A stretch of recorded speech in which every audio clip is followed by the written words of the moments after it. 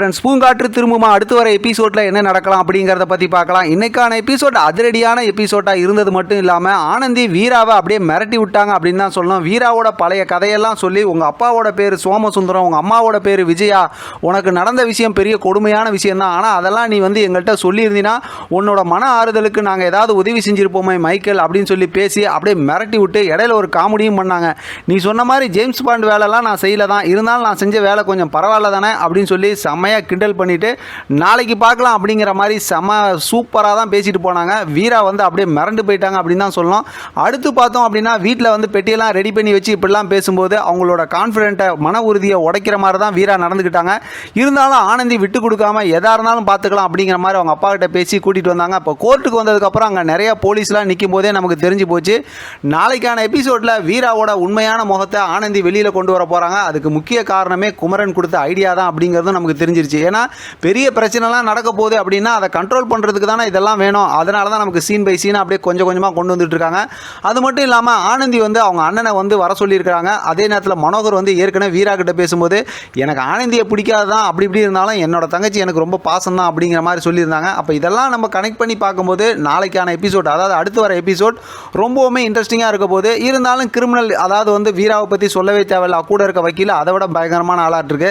ஏன்னா இப்போ ஜட்ஜோட அவங்க மகன் இறந்து போன நாள் இன்றைக்கி தான் அப்படிங்கிறனால அந்த நினைவு நாளை இது பண்ணி அவங்கள இன்னும் சென்டிமெண்ட்டாக கொஞ்சம் இது பண்ணலாம் அப்படிங்கிற மாதிரி தான் யோசிச்சாங்க. நாளைக்கான எபிசோட் சம்மந்தமாக காட்டியிருக்க ப்ரொமோவில் பார்த்தோம் அப்படின்னா ஜட்ஜி எல்லா விஷயத்தையும் கேட்டு வந்துட்டு ஆதாரம் இருக்கான்னு கேட்கும்போது இல்லை, உன் மேலே சொன்ன குற்றத்தெல்லாம் ஒத்துக்கிறியா அப்படின்னா ஒத்துக்கிறேன் அப்படிங்கிற மாதிரி சொல்லும்போதே வீராக்கு அதிர்ச்சி ஆகிடுது. ஏன்னா நீ இப்படிலாம் ஒத்துக்கிற ஆள் இல்லையே, ஏதோ தப்பாக இருக்கு அப்படிங்கிற மாதிரி தான் நம்ம ஏற்கனவே ப்ரொமோலையும் பார்த்தோம். அது நமக்கு என்ன தெரிஞ்சது, எல்லாமே தெரிஞ்ச விஷயம் தான்.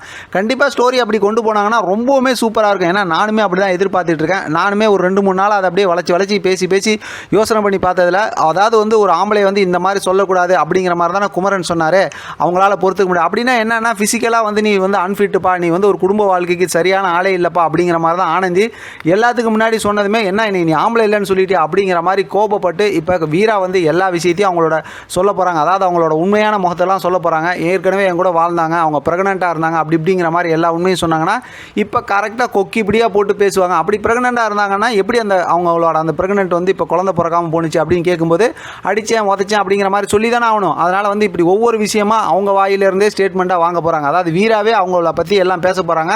ஒரு கட்டத்தில் எல்லா உண்மையும் சொன்னதுக்கப்புறம் வீரா வெறி பிடிச்ச மாதிரி மாறி கத்தி கூக்குரல் போட்டு இது மாதிரிலாம் பண்ணுவாங்கன்னு நினைக்கிறேன். அப்போ அடக்கி பிடிச்சி ஆளை பிடிச்சி போலீஸ் ஸ்டேஷனில் போடுறதுக்கு தான் இப்போ வெளியில் போலீஸ்லாம் இருக்கிறாங்க அப்படிங்கிற மாதிரி தான் யோசிக்க தோணுது. அதாவது இந்த சாப்டருக்கு அப்புறம் வீரா வெளியில் விட மாட்டாங்க, தூக்கி போலீஸில் போட்டுருவாங்க. அதுக்கப்புறம் பார்த்தோம்னா குமரன் ஆனந்தியோட லவ் கல்யாணம் அப்படி இப்படிங்கிற மாதிரி அதை கொண்டு போவாங்க.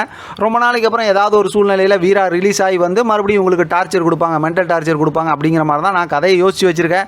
அப்படி கதையை கொண்டு போனால் இன்னும் ரொம்பவுமே சூப்பராக இருக்கும். ஏன்னா வீராவை இதுக்கப்புறமும் விட்டு வச்சாங்க அப்படின்னாக்கா கதை கொஞ்சம் போர் அடிச்சு தான் போயிடும்.